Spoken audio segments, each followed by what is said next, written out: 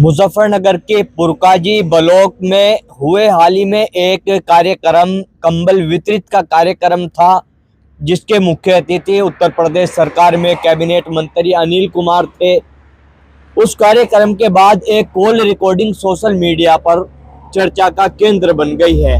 चर्चाओं में आने का कारण है कॉल रिकॉर्डिंग के आधार पर एक व्यक्ति के द्वारा पुरकाजी थाने में तहरीर दी जाती है। उसके बाद उस तहरीर के आधार पर पुरकाजी ब्लॉक प्रमुख पति पर एफआईआर दर्ज हो जाती है। कॉल रिकॉर्डिंग में जिससे बात हो रही है, जिसने ये एफआईआर कराई है, मनोज हमारे साथ मौजूद हैं जो एफआईआर कराने वाले हैं। तो सबसे पहले हम ये जानना चाहेंगे क्या ये पूरा प्रकरण हुआ था और कब की ये पूरी घटना है। सही प्रकरण घटना तो जो कॉल आई थी मेरे पास वो 4 तारीख में आई थी, पर सही प्रकरण ये था कि 1 तारीख में मेरे पास विकास खंड कार्यालय से फोन आता है कि जो 3 तारीख का कार्यक्रम ब्लॉक में लगा उस आप 5 तारीख का करा दे। अधिकारियों ने मुझे कहा, मैं कहा जी क्यों? अब जी 3 तारीख का हजरत अली का जन्मदिन की शासन से आदेश आ गए छुट्टी के।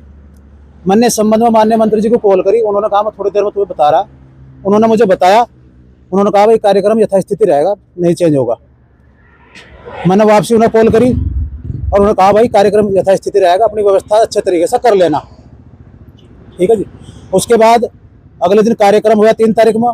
कार्यक्रम में हजारों लोगों ने प्रतिभाग किया, सफल कार्यक्रम हुआ, सुंदर व्यवस्था रही, सभी कर्मचारियों द्वारा सहयोग किया गया। अब उस बात को लेकर जो ब्लॉक प्रमुख पति है प्रकाश पता नहीं क्यों खपा हुए और उन्होंने 4 तारीख में 11:30 बजे अपने नंबर 6398551391 से मुझे कॉल करी और मुझे कहा तू कितना बड़ा नेता है। मैंने कहा क्या भाई साहब, अब तने कैसा कली, क्या तेरे पास वो पद, तने कैसा अधिकारी को कह दिया व्यवस्था के लिए? मगा जी अधिकारी हमारे वीडियो कैसे कहा?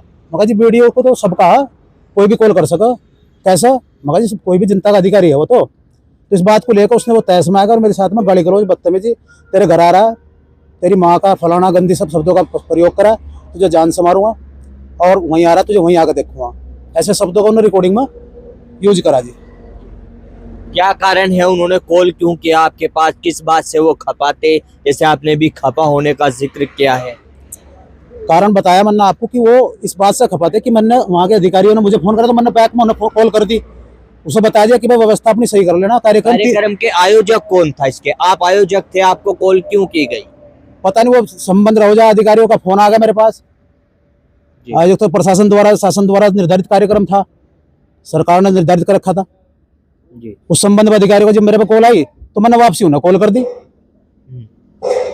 तो आपने जो कॉल की है उसको लेकर वो आपसे नाराज हाँ, थे? हाँ। तो जो एक आपने इसमें कॉल रिकॉर्डिंग का जिक्र किया है एफआईआर में कि कॉल रिकॉर्डिंग मौजूद है सबूत के तौर पर, हाँ। किस तरह की वो कॉल रिकॉर्डिंग है, क्या है वो पूरा मामला? मैं सुनवा रहा आपको रिकॉर्डिंग।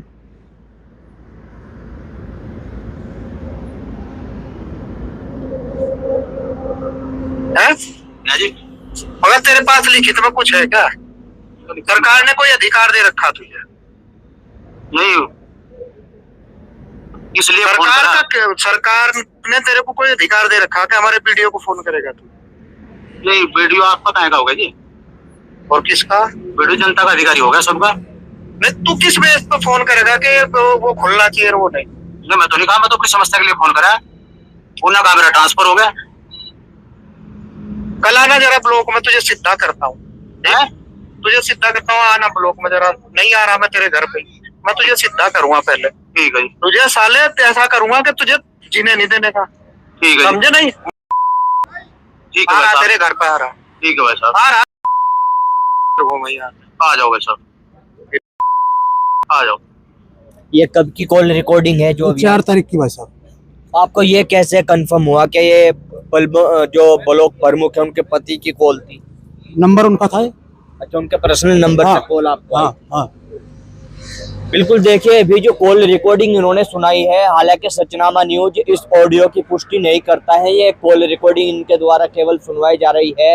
एक ऑडियो है, ऑडियो के पीछे कौन कौन बात कर रहे हैं सचनामा न्यूज इसकी पुष्टि नहीं करता है। लेकिन इनके आरोप हैं जिस तरह से, तो बहुत गंभीर आरोप है और जिस तरह की बातें इस ऑडियो में हमने अभी सुनी है घर पे आ रहा हूँ, तुझको देखता हूँ, तेरा इलाज करता हूँ, गाली जैसे शब्दों का भी इस्तेमाल इस ऑडियो में किया गया है। तो पूरे मामले में फिर आगे क्या किया आपने? आगे इससे पहले फिर मुझे शाम को एक बात की और जानकारी हुई कार्यक्रम के दिन कि ब्लॉक में विकासखंड कार्यालय में एक गेस्ट हाउस कार्यालय बना हुआ है, वो खुला हुआ था और उसमें हमारे क्षेत्र के भारतीय जनता पार्टी का मैं तो बहुत एक छोटा सा कार्यकर्ता हूँ, वहाँ से जो हमारे क्षेत्र के रीढ़ हैं 80-85 वर्ष उनकी आयु है, जो कंवरपाल खजांची हैं रेता नगड़ा से, पूर्व मंडल अध्यक्ष भी रहे भाजपा के, वो बैठे थे।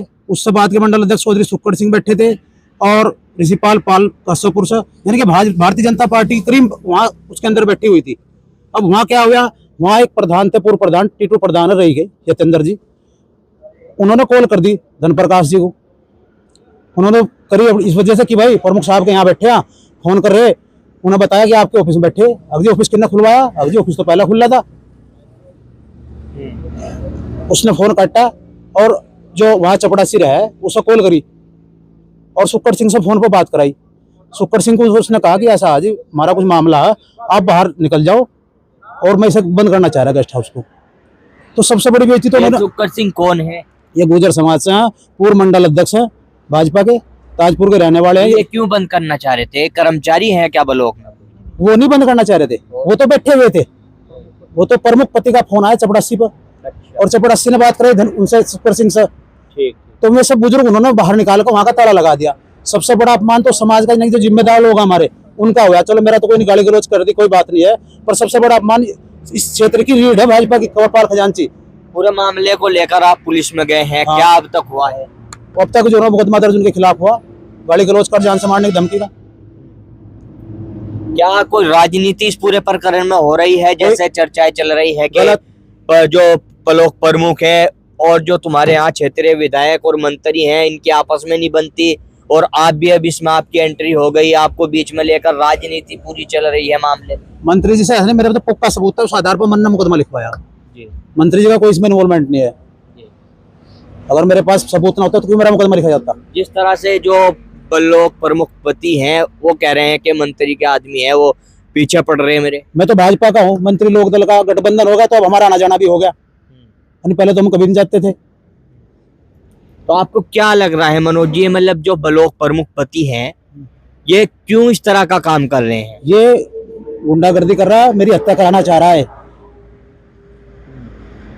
इसने अपने पास में गुंडे पाल रखे, पैसे वाला, रियल एस्टेट के दबंगी के काम करता है, जमीनों पर कब्जे ऐसे काम करता है और मेरी हत्या कराना चाह रहा है। मैं आप लोगों से और मीडिया से, प्रशासन से गुहार करूंगा कि मेरी मदद करी जाए। आपको जान का खतरा है? पूरा 100%।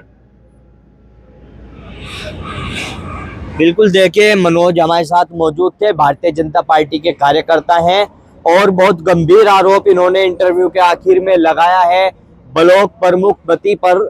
जो धनप्रकाश हैं उनकी कॉल रिकॉर्डिंग भी इन्होंने सुनाई है। इनका दावा है कि उन्हीं का एक पर्सनल नंबर है जिससे मुझे कॉल आई थी और ये जान का खतरा भी अब ब्लॉक प्रमुख पति से अपना बता रहे हैं। हालांकि पूरे मामले पर पुलिस ने एफआईआर कर दी है, आगे की क्या कार्रवाई होगी ये देखने वाली बात होगी। मैं अपने सहयोगी वसीम मंसूरी के साथ तनवीर मलिक, सचनामा न्यूज, मुजफ्फरनगर।